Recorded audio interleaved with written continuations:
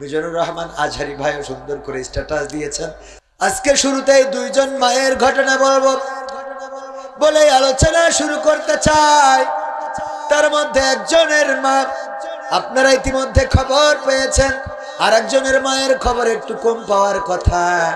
প্রথম জন হলেন বাংলাদেশের সাবেক রাষ্ট্রপতি, স্বাধীনতার ঘোষক প্রেসিডেন্ট জিয়াউর রহমানের স্ত্রী আর তার সন্তান তারেক রহমানের মা। কি মনে আছে তো আপনাদের? বিদেশে গিয়েছে চিকিৎসা নেওয়ার জন্য, সন্তানের সাথে মোলাকাত হয়েছে। সাবেক প্রয়াত প্রেসিডেন্ট জিয়াউর রহমানের স্ত্রী, আপনাদের এলাকায় জিয়াউর রহমানের বাড়ি, ঠিক না বেটে? বগুড়ার সন্তান, বগুড়ার পাশেই গাইবান্ধা। এই বেগম খালেদা জিয়া চিকিৎসার জন্য ভুগেছেন, জেলখানা থেকে বের করেছেন, এটা ঠিক, কিন্তু বিদেশে চিকিৎসা নিতে যেতে দেয় নাই। আজকে সেই জালিমদের অবস্থাও বিদেশে, আবার এই খালেদা জিয়ার অবস্থানও বিদেশে, কিন্তু একজন গিয়েছে পালিয়ে আর একজন গিয়েছে সসম্মানে, ঠিক না বেঠে? একজন পালিয়ে গিয়েছেন, সেও একজনের মা, আর একজন সম্মানের সাথে গিয়েছেন, সেও আর একজনের মা। সন্তান এবং মায়ের সাথে মোলাকাত হয়েছে, সেটা বাংলাদেশের মানুষ দেখেছে। দীর্ঘ কতটা বছর পরে তাদের একত্রিত হওয়া। মায়ের কাছে সন্তান সন্ত্রাসী হোক, জুলুমবাজ হোক, ধর্ষক হোক, জেনাকার হোক, মদ গাঁজা খোর হোক, তারপরেও মা সন্তানকে কি কখনো ফেলে দেয় নাকি? না, সন্তানকে ফেলে দেয় না। আবার যদি আল্লাহওয়ালা হয় তাও তো মায়ের এটা গর্বের বিষয়, মা এটা নিয়ে গর্ব করেন। এটা বাংলাদেশের মানুষ দেখেছে। এই মাকে দেখার পরে, মা বিদেশে যাওয়ার পরে মিজানুর রহমান আজহারি ভাইও সুন্দর করে স্ট্যাটাস দিয়েছেন যে একটা প্রশান্তির মোলাকাত হয়েছে। বলেন ঠিক কিনা? সন্তানের কাছে মা। কিন্তু আমি দ্বিতীয় মায়ের ঘটনাটা আপনাদের শোনাতে চাই, সেটা আপনাদের চোখের সামনে না পড়তে পারে, কারণ এইগুলো একটু মিডিয়ায় আসে। আব্দুল্লাহ হিলামান আজমি নাম শুনেছেন? ব্রিগেডিয়ার জেনারেল, হ্যাঁ নাম শুনেছেন? কে বলেন তো? হ্যাঁ, দুই একজন, বাকি লোক জানে না, ঠিক না বেঠে? মরহুম আমিরে জামাত গোলাম আজম রাহিমাহুল্লাহর সন্তান আব্দুল্লাহ হিলামান আজমি সেনাবাহিনীর সফল কর্মকর্তা। শুধুমাত্র তাকে চাকরি থেকে অব্যাহতি দেয় নাই, বরখাস্ত করেছে যেন কোনো সুবিধা না পাই। এখানেই ক্ষান্ত হয় নাই, এই মানুষটাকে অ্যারেস্ট করেছে, গুম করেছে, অস্বীকার করেছে যে অ্যারেস্ট করা হয় নাই। গুম করে রাখা হলো বছরের পরে বছর। ওই গুম থাকা অবস্থায় চিঠি লিখেছিলেন, পুলিশদের মাধ্যমে পাঠিয়েছিলেন যে যান এটা। সেই সময় যারা দায়িত্বে ছিল, এনএসআই বা ডিজিএফআই যারা দায়িত্বে ছিলেন, তাদের কাছে লিখে দিয়েছিল, এই নেন, এই যে চিঠি দিলাম, এই চিঠিটা অন্তত আমার মা স্ত্রীর কাছে পৌঁছে দেবেন, তারা যেন জানতে পারে আমি বেঁচে আছি। কিন্তু সেই চিঠিটা পৌঁছায় নাই।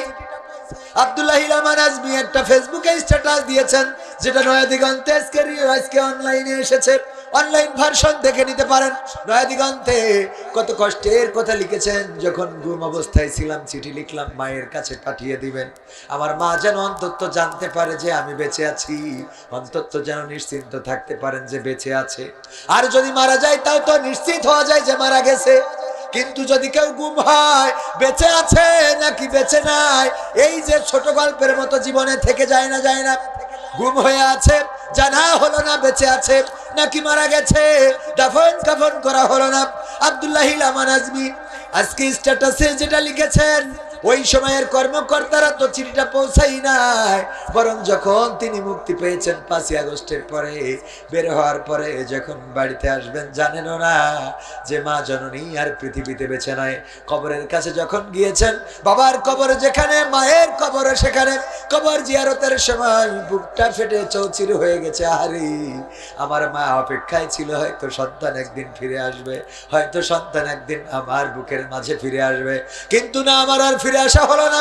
এমনকি আমার মা জানতেও পারল না আমি বেঁচে আছি, বেঁচে ফিরলাম নাকি মারা গেলাম। এই কনফিউশন নিয়ে কবর দেশের বাসিন্দা হয়ে গেছে। মনটা চাইছিল যে কবরটা যদি খুলে মায়ের কোলে একটু ঘুমাতে পারতাম, যদি আবার মায়ের কোলে শুয়ে পড়তে পারতাম সেই ছোটবেলার মতো, মাকে যদি আবার জড়িয়ে ধরতে পারতাম। ওগো আমার ভাইয়েরা, এই জালিম সরকার কত মাকে এইভাবে কাঁদিয়েছে, কত সন্তানকে কাঁদিয়েছে, কত সন্তানের কত সন্তানের মায়ের কোল খালি করেছে, কত পিতা। ওই যে কয়েকদিন আগে আপনার এলাকার, আপনার রংপুর বিভাগের সন্তান আবু সাইদ, যার কারণে আজকে আন্দোলন করে বাংলাদেশ আমরা দ্বিতীয়বারের মতো স্বাধীনতা অর্জন করেছি, সেই আবু সাইদের বাবা পাশে বসা ছিলেন, মাহফিল করলাম ওনার গ্রামের পাশে। ওগো আমার ভাইয়েরা, এইভাবে মায়ের কোল খালি করা হয়েছে। শান্ত মুগ্ধ, মীর মুগ্ধ, ইয়ামিন, ইয়াকিন, কত মানুষ চলে গেল। আনাস, আবু হুরায়রা, কত নামের শহীদ হয়ে গেল।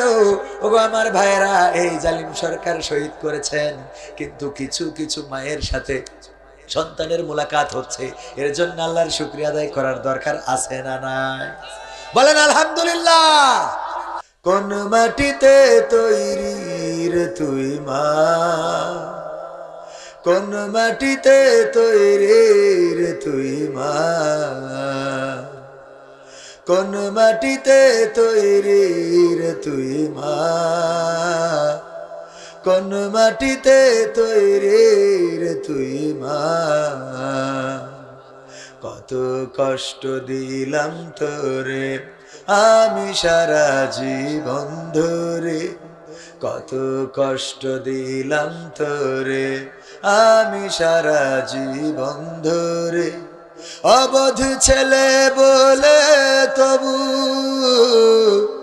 অবধ ছেলে বলে তবু করলি রে ক্ষমা। কোন মাটিতে তৈরি রে তুই মা, কোন মাটিতে তৈরি রে তুই মা,